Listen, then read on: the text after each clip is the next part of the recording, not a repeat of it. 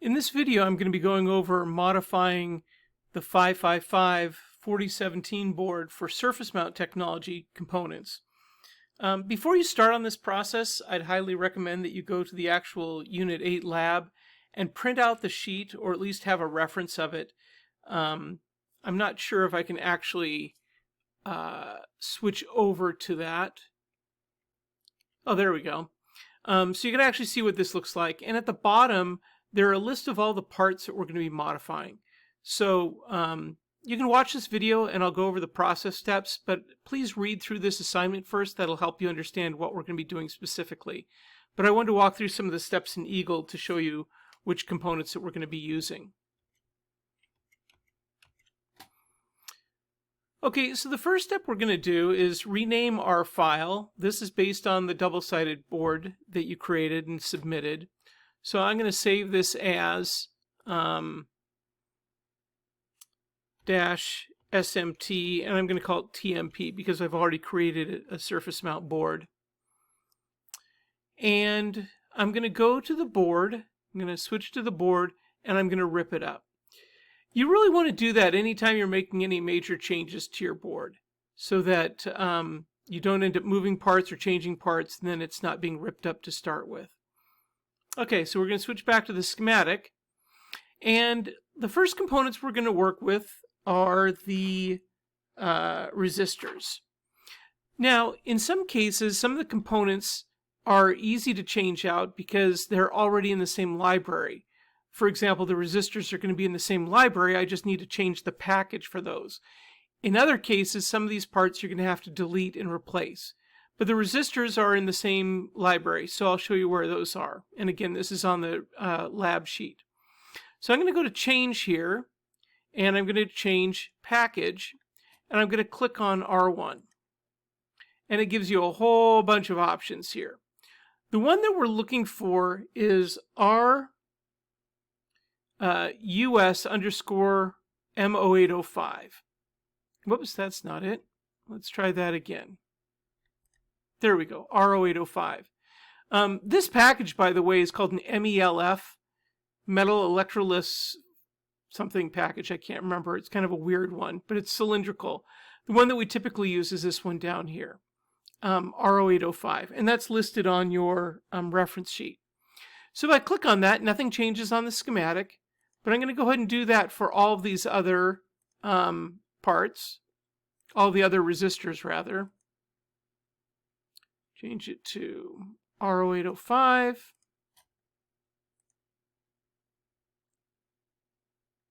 R0805. And I think we've got one more resistor here. R0805. Now, again, nothing changes on the schematic because this is just the symbols. But let's see what happens on our board. Now we've got these resistors that are all surface mount devices. If you zoom in a little bit, you'll see that the red parts, which are called lands, are laid out. And that's actually where the solder area is going to be for the part. The component itself is a little bit smaller. You can see the outline underneath. But you can also see pretty quickly how much that's reduced the overall size of the component. So that's the resistors. Let's go on to another component that we can just change the package type, and those are the LEDs. So I'm going to zoom over here on the LEDs, and I'm going to click Change, Package, go to the LED, and the one that we're going to use for this is the LED, chip LED 1206. It's not the smallest package. Some of them are a lot smaller, but the 1206 is something that theoretically we can actually solder by hand. And I'm going to modify all of those to the same type. And the reason I'm going to jump back and forth between this, the schematic and the board back and forth, is just to make sure that I've got the right parts for all of these. If you're not kind of keeping track of what you're doing, you can't really see what's changing here, and it's easy to miss them. So let's see if I missed any. Good chance I did. Nope, I got them all.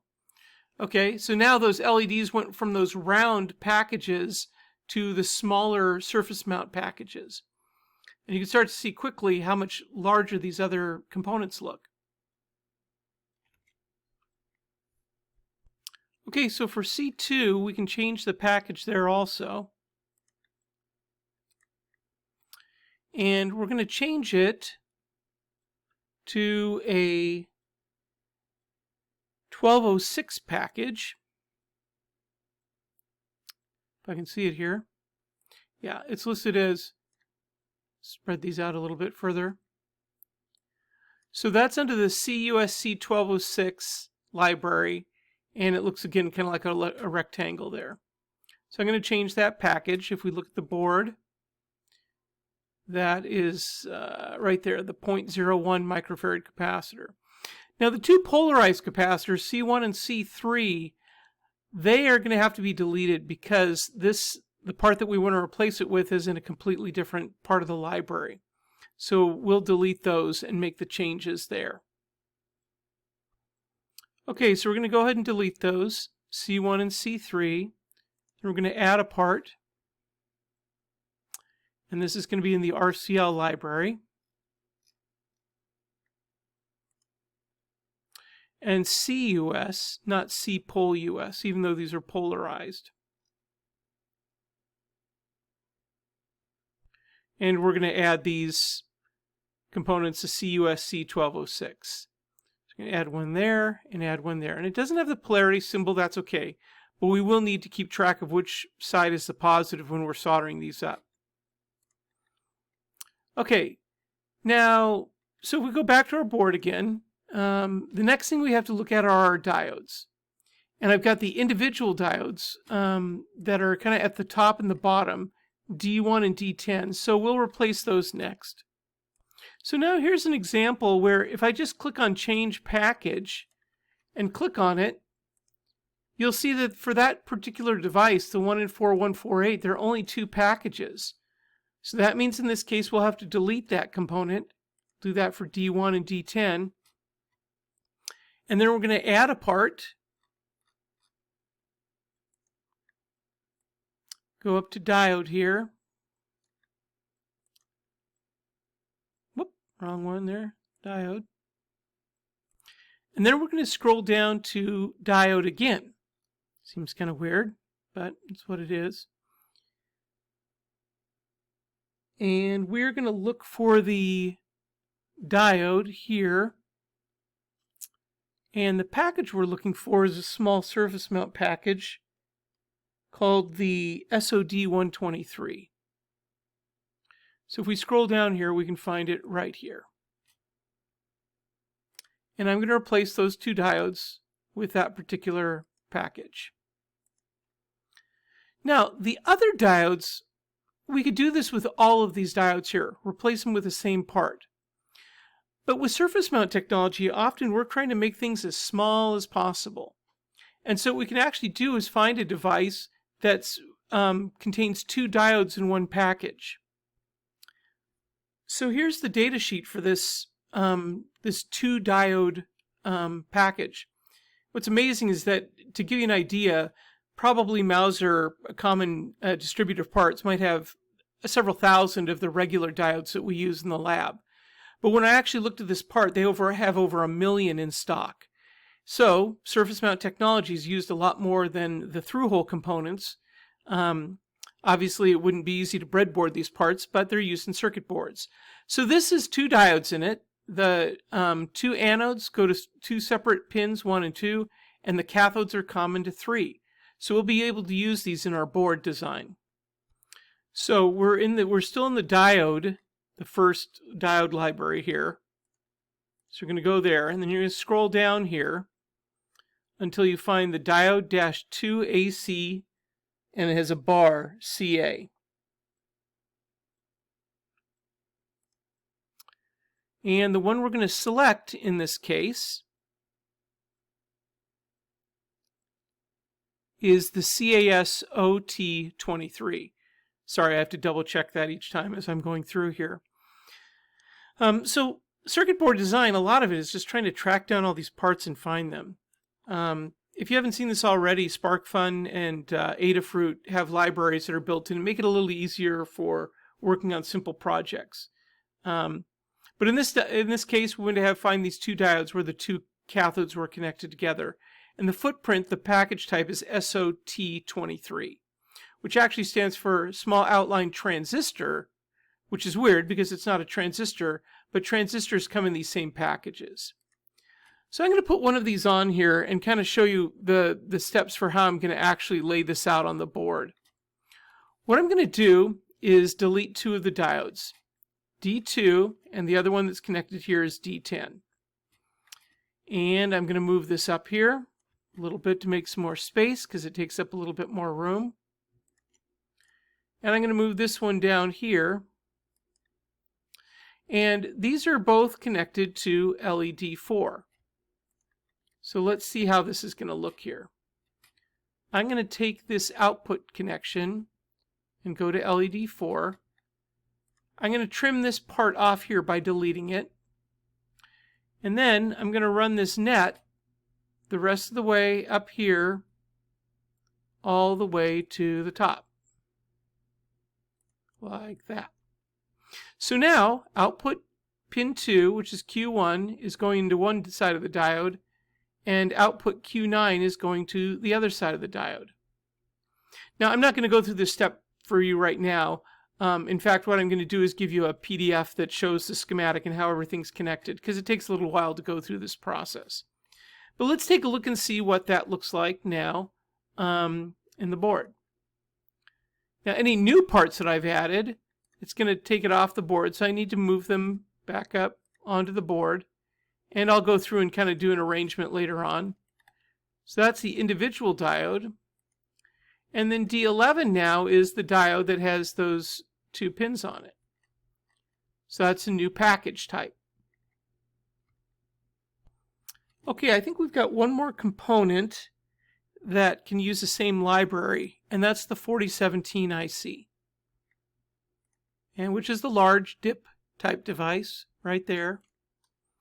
So if I click on change, go to package, I can click on this, and the option is to go from the dual inline package DIL to the small outline 16 that looks like that. And if we switch back to the board now, you can see that's a much smaller package. The 555 timer is a little trickier because we can't change the package, and we actually have to delete it and add a new one. And honestly, it's going to take a little bit of time because the pins are in different locations. So you're going to have to carefully look at the PDF that I'm going to supply of my schematic to make sure that you follow the same layout and connect the pins the same way. Okay, so I'd missed LED 1 and 2. I'm going to click change, package. Whoops, there we go. Change that to the 1206. And do the same thing there. And now at this point I've changed out the 555 timer. You can find that referenced in the Unit 8 lab sheet, along with this terminal block and the switch. We use a smaller switch size. A couple of these components are through hole. So once this is all done, you can see how I've laid out the diodes here. D1 and D6 are just individual diodes, but these 4 in the middle are dual diodes. I've changed out the resistor and the LEDs. Same with these parts. I've changed out the 555, and that required me to remove that and change it out. I've also changed the terminal block and the switch. So at this point, I'm going to show you the layout that I did of this smaller version of the board. And there it is. Now, it's always hard to tell the physical size of a board just looking at it on the screen. But if I actually look at the X and Y coordinates, if I move my cursor up here, you'll see that the dimensions shown here are actually 1.3 inches by 0.997. So 1.3 by 1 inch, or yeah, 1 inch. And a better way to visualize this, if I go to File, Print, now you can see on an 8.5 by 11 inch sheet of paper how small this board is. So I spent quite a bit of time laying this out, making changes, double checking it. You need to run the ERC, you need to double check and make sure that all the connections are good, and then we're ready to route it. And I'll go ahead and route this.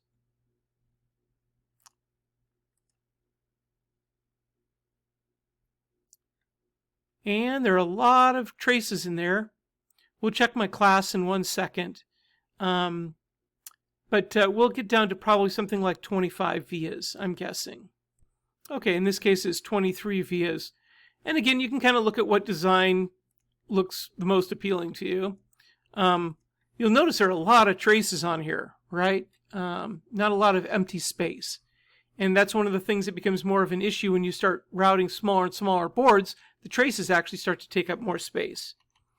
So I'm going to go up here, type class, and I was actually using 10 mil trace width and 10 mil clearance. You could probably go down to as small as 6 and 6. But in this case, it was able to route it without too many problems. Now, it's still, even though it's a surface mount board, it still has vias. And those are the little holes, like for example this one, that's connecting the top layer with that red trace to the bottom layer through that, to the blue trace through that little tiny hole. I took off the mounting holes. I made some other changes just to try to kind of make it as small as possible. So your goal for this lab is to try to reduce the size, make it as small as you want, within reason. There are some little other tricks you can use to even miniaturize it smaller. But this starts to give you an idea of how much smaller we can reduce the overall size. Our original boards were about 3 by 4 inches, and now we're down to a 1 by about 1.3 inches. Okay, so as you go through this process, if you have any questions, let me know. Again, look at the next page in the assignment and make sure that you read through the assignment carefully, look at the libraries, the listings there, to make sure you understand what parts need to be replaced. If you get stuck on anything, feel free to drop in during office hours or shoot me an email. Thanks.